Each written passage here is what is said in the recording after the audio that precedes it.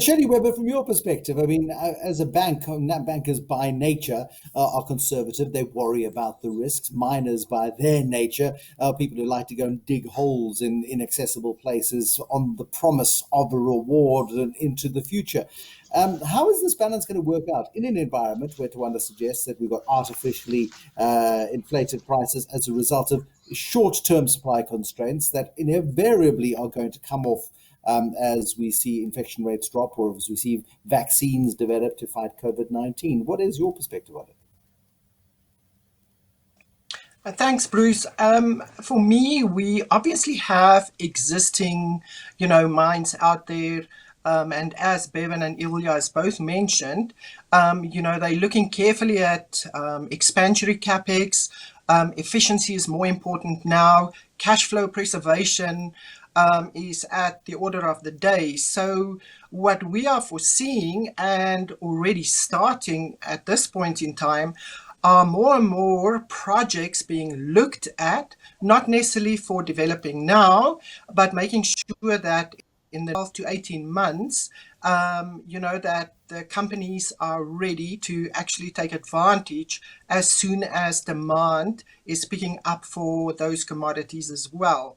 Like you've rightly mentioned at the beginning, we've seen copper keeping its own as well as iron ore. However, we've seen in the last week as well that iron ore is dropping in prices, and that's a bit of a odd phenomena because of what Tawanda has mentioned on the Chinese and the requirement from the Chinese government, for iron ore and steel, etc.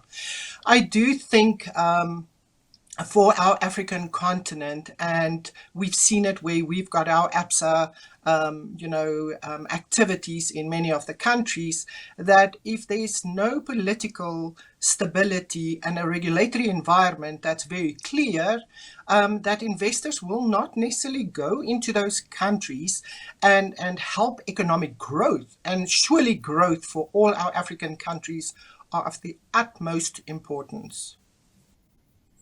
Talk to me about the regulatory environment in countries. I mean, South Africa, controversially, has had multiple attempts at regulatory regimes which have been disastrous under Mosebenzi Zwane, who was briefly South Africa's mineral resources minister. Became almost impossible to ever consider investing in South Africa again. We've had Gwede Mantashe as Minister of Mineral Resources for 2 years now, and still one gets the sense that there hasn't been sufficient progress in South Africa when it comes to certainty around policy. Just how much certainty do we have, first, Shirley Weber, in South Africa versus other countries on the continent, perhaps taking this opportunity a bit more seriously? What we've seen over the last few years as well, and I think I've mentioned this a few times, I think there's a positive sentiment on South Africa. The mining charter, as well as the petroleum charter, fuel charter, and everything, regulation-wise that's coming out, I think is becoming more clearer. I do think with some of the gas finds that we've seen on the Western Cape side, that it's all positive. So from a bank point of view, I think we are definitely more positive about, the certainty of regulations. I think in Africa, there's one or two precedents that's been set. Where government involvement, for example, is increasing up to a 50% level. And I do think as well, economic growth for the countries is one thing, but you need the investors to go in, obviously make sure that everyone's got fair and equitable shares of profit, etc. And that's why sanity needs to prevail when it comes to fiscal regimes, royalty taxes, etc. And we've seen a few countries, for example, like Zambia. I think we're positive about that. We've seen countries like Tanzania, for example, where and we all know this, Barrick has struck a deal, with the government, for owning 50% of their mines, where there were issues in the past on tax disputes, etc. So I do think each and every country need to evaluate very carefully what they would like to achieve at the end of the day, because all the communities need to benefit as well. And it doesn't take anything away from sustainability, because sustainability, and sorry, it's quite a big word. Sustainability doesn't just mean carbon emissions. It means, things for us like APSA. It should be zero hunger. It should be education. It should be, carbon emissions. Sustainability is quite a big word, and we would like to think that, as part of our role into Africa, that we contribute to all of those as we look at certain projects and the way that we fund them, and making sure that we are responsible in lending out to those various projects. In acknowledge, I mean, is it easier to do business in South Africa as a mining company than it was 5 years ago, 10 years ago, 15 years ago? Is South Africa boxing smarter than perhaps it has in the past? I think it was always possible to do business because we have essentially a constitution that enforces and entrenches laws, and the legal system that allow you to challenge what some people may have thought were not the correct applications of laws. So I think that's an important factor to consider. I think it was more the PR around how things were handled previously that meant there was lack of investment. And I think we're also still suffering from some of the legacy issues where South Africa was dominated by large mining houses, and we simply did not have the culture of junior mining companies coming in. And that culture is not just from an operational perspective, where you do have, as you described, quite aggressive mining companies, very keen to start digging a hole wherever they think it's possible. It also stems from the providers of capital, and the providers of capital both being equity and debt side, where we have traditionally not seen the large funds and the banks come in and support the junior mining sector. That has changed, and that certainly means that there are more entrepreneurial companies coming into the South African space and trying matters. We've seen success stories. Let me blow our own trumpet. It's quite important. We have seen success stories in chrome and platinum, as Teresa has shown. We are a product of the new mining code, so we had to be fully empowered before we received licenses. Yes, there was a major shareholder providing capital, but we did receive very good support from the capital markets, particularly on the debt side, to start building the mine, where we created 2,000 new jobs. You've seen success stories on the manganese side, and you've seen success stories on the coal side, where I guess the certainty of a supply contract from an Eskom for particular BEE companies has meant that new entrants were able to come into the market. So it's been a very positive swing, and I think we can build on this. There are opportunities all across the sector. You've seen opportunities coming up in the copper space in South Africa that is being supported by the capital markets, and hopefully we can build on that. So it has certainly changed, and I think importantly, the tone, both from the industry through the Minerals Council, the industry individually, and obviously from the government, they do want to see investment, and we're certainly moving in the right steps on that side. But it's still harder than it should be, right? Ilya? Look, it's never That easy. is not a good You know, by I the think way. that's the important factor to consider. But it's not easy in any other places. Over the last week, if you followed what's going on in North America, a major project, great from an engineering point of view, great from various other scenarios, they're now hitting stumbling blocks on some of the social issues, and that share price has collapsed of that company. So it's not easy, and that, to be quite frank, is one of the reasons why I remain bullish on commodity prices. As much as we are looking at projects as an industry, and surely address those as an industry as we move on, those projects we know will take longer to come to the market than what any bullish scenario shows. So the underpin from a supply-demand fundamental, in my view, remains very, very balanced for strong commodity prices. It's a good argument. To wonder, I mean, when you look at the duration between discoveries of commodities, let's, for example, just take the Brul Pada. I don't know when that discovery happened. It happened years ago. And just in the last couple of weeks, we've seen the deep sea Stavanger make its way around Cape Town, and it's going to go and find itself into the middle of the South Indian Ocean. And then that's when the real work begins. I mean, this is from conception to actualization. I mean, these things take years of planning, of fortitude, of hard work, of funding.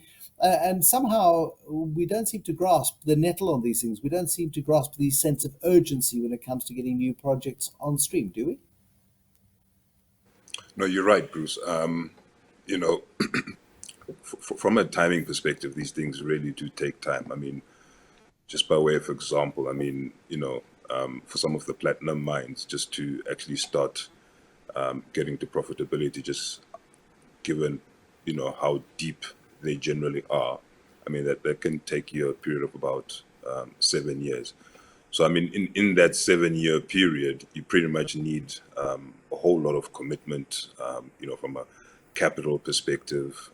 You need support from, I think, a whole myriad of factors. So, like you talk about what is government support, from a regulatory perspective, in that environment, and you really are looking at how do you incentivize people to slug it out for that 7 year period. And some of those breaks come, from tax breaks, which you can maybe roll over and then claim once you start mining. I mean, it takes a huge and long time and a huge commitment. Shirley, I saw your head almost nodding off its shoulders just a moment ago as I was talking about the amount of time that it takes to get projects to market. I mean, do you get a sense that there is an acceptance amongst the regulators that this is not a 2020 cricket game or even a 50 over 1 day test? This is a proper Ashes series over 100 years game, perhaps. Look, Bruce, for any new development, exploration obviously is over and done with. For example, with Brulpada, there will always be, new fields around it, that can form part, of that discovery. But the reality is, we should realize that it's on the Western Cape side. The weather, the seas, the depth, everything plays a very big role in, how companies can progress, to make it quicker. If I look at, for example, in Ghana, when we funded Jubilee, the Jubilee field, for example, from discovery to first production was 5 years, and that was extremely quick.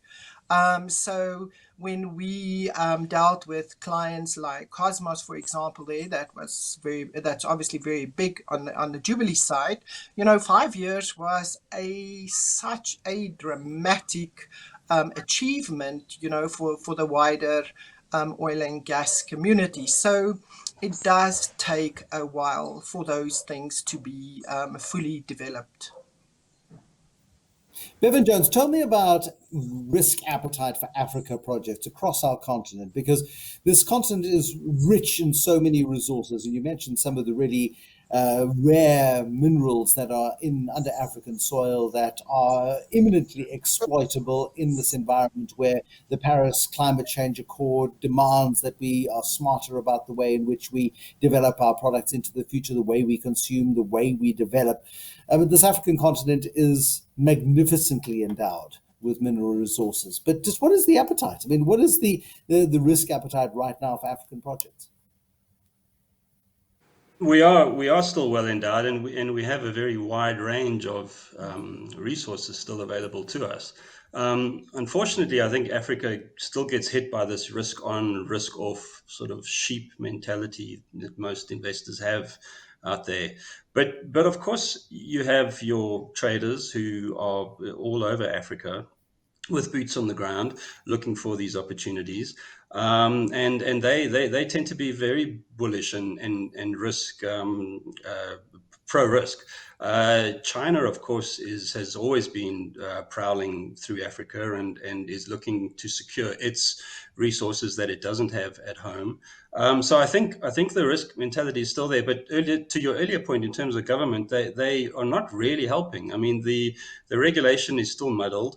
We don't have a great cadastral system in terms of mapping and in terms of licensing, whereas other African countries like Botswana and Tanzania, they've put it all online, and you can go and search for who's got what mining rights and permits, etc. So it's a lot easier in many other places. Botswana, Namibia are looking at signing a 5 gigawatt renewables project between themselves, and then possibly exporting that power into South Africa. So in many ways, South Africa is getting left behind, even though that the risk appetite is there. So we really do need to try and make it easier for investors to come on board.